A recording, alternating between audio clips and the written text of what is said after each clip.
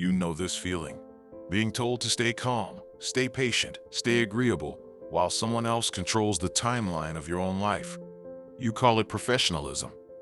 It is actually control, dressed up as virtue, and you were trained to think it. Detroit, April 1964. A packed hall inside King Solomon Baptist Church. Cigarette smoke curling under the lights. A man in a dark suit and thin-framed glasses steps to the microphone, his jaw set, his eyes already scanning the crowd for the fight ahead. Malcolm X does not open with comfort. He opens with an ultimatum. Behind him sits a decade of promises from Washington, a Civil Rights Act still stalled in committee, and a black population told, again, to simply wait its turn. He calls it what it is. Not politics, not patience, a countdown. And what he says next will terrify an entire government, not because of what he threatens, but because of what he refuses to guarantee. The comfort leash works because it convinces you that calm behavior is what unlocks fairness. Malcolm names the opposite.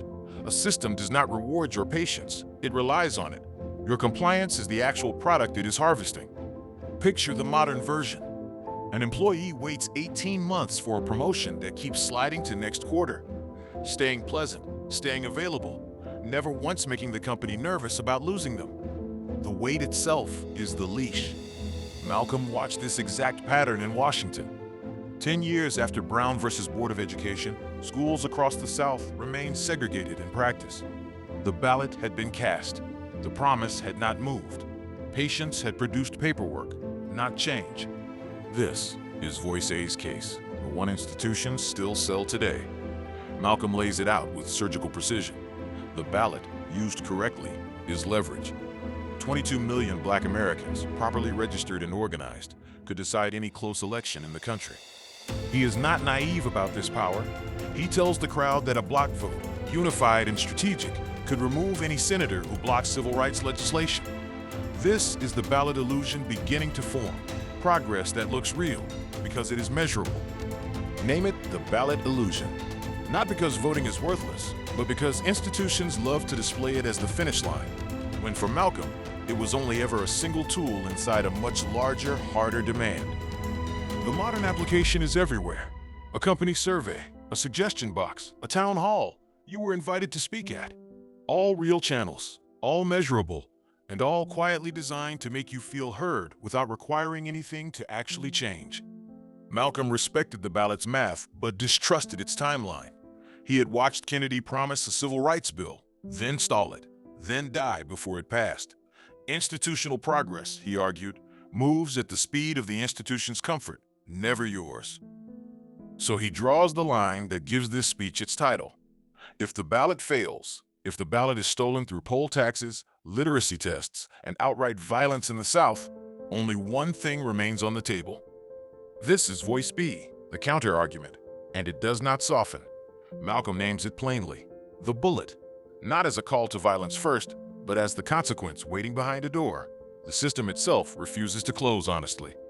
Call this the bullet clause, the understanding that a demand only holds real weight when refusal carries a cost the other side cannot predict or control. Without that clause, every negotiation collapses into a request the powerful can ignore forever. Malcolm is specific about why this terrifies Washington. It is not the violence itself, it is the fact that he refuses to promise there will not be any. Uncertainty, not aggression, is the actual weapon inside the bullet clause. The modern version lives in every negotiation you avoid. The employee who never once mentions they are interviewing elsewhere loses leverage the second they walk in. Certainty of your compliance is what makes you safe to underpay, safe to delay, safe to ignore. Malcolm's audience leans forward. He is describing something no political leader before him had said this plainly on a stage. That respect is not requested. It is priced, and the price includes the credible possibility of refusal. Before this goes further, understand what makes this a debate and not a sermon. Voice A wants order through the ballot. Voice B wants leverage through unpredictability. Malcolm is arguing both can be true, and that is what nobody expected him to say. If growing this kind of clarity into your own decisions matters to you, this is the moment to hit subscribe. Malcolm did not build this philosophy waiting for permission, and neither should you wait to keep learning how power actually moves. Because what happens next in this speech is not in the history books. Most people were taught, And it changes everything about why Malcolm was standing on that stage in the first place, saying any of this at all. 3 months before this speech, Malcolm X was gone from the Nation of Islam entirely. Not a quiet departure. A public break, announced in March 1964, after years of tension with Elijah Muhammad boiled into an irreversible split. Nobody in that Detroit crowd needed reminding what that break meant. Malcolm's own mentor, the man who had shaped his entire worldview inside prison walls, now considered him a marked man. The threats did not come from Washington first, they came from home. This is the turn nobody sees coming. Malcolm delivers the ballot or the bullet, not as a man secure in his movement, but as a man already receiving death threats from the organization that built him, weeks after severing ties completely. He knew the arithmetic. Break from Elijah Muhammad, lose the protection of the nation's inner circle, and become exposed to exactly the kind of violence he was describing on stage as a political inevitability for an entire people. Picture him the morning of the speech, alone in a hotel room, checking the hallway before opening his door, a habit that had become necessary rather than paranoid. The bullet clause was no longer theory. It was his daily condition. This is the detail almost never taught. Malcolm was not lecturing from safety about the price of unpredictability. He was living inside that price personally, publicly, on a stage, 10 months before it would take his life at the Audible Ballroom. That single fact reframes the entire speech. This was not a man theorizing about leverage from a comfortable podium. This was a man who had already calculated the cost of his own unpredictability and delivered the line anyway. Name this the deadline tactic, the decision to set a boundary with a real expiration date attached, knowing the other side may test it, knowing you may pay for holding it, and choosing to hold it regardless of the cost. The modern application cuts close. Setting a boundary with a parent, a partner, a manager only works if you're prepared for the version of that relationship where they call your bluff. Most people never test their own deadline, so nobody else believes it either. Malcolm's deadline was not abstract.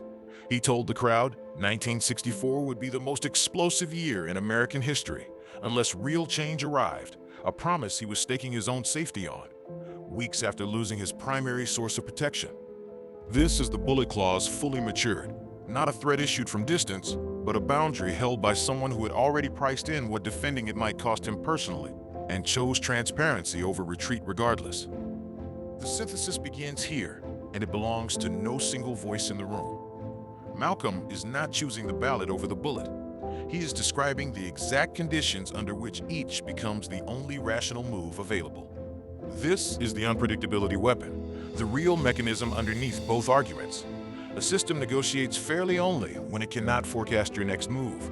The ballot alone, without that unpredictability behind it, becomes just another form of the comfort leash. Consider how this plays out today inside any unequal negotiation. A landlord who knows you will never actually move sets the rent wherever they like. A company that knows you will never actually quit sets your ceiling wherever they like. Malcolm's genius was refusing to let anyone, ally or opponent, know exactly which tool he would reach for next.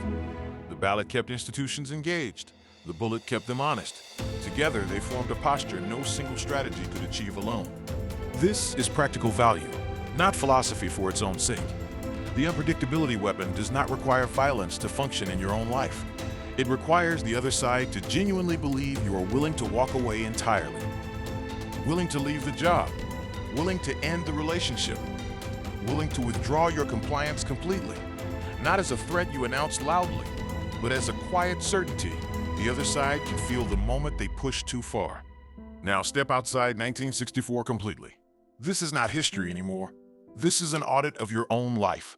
And the questions come directly from what Malcolm already named on that stage in Detroit. So answer them honestly. Where in your life are you still wearing the comfort leash, mistaking your own patience for progress, staying calm because calm has been quietly rewarded with promises rather than any actual result you can point to? Where have you accepted a ballot illusion, a survey, a meeting, a listening session, as proof that your voice matters, when nothing measurable has actually changed as a real result of any of it happening? And where have you never once activated your own bullet clause? Never let the other side feel that your compliance has a limit.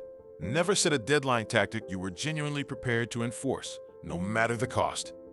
Sit with that last one. Not the question of whether you are angry enough.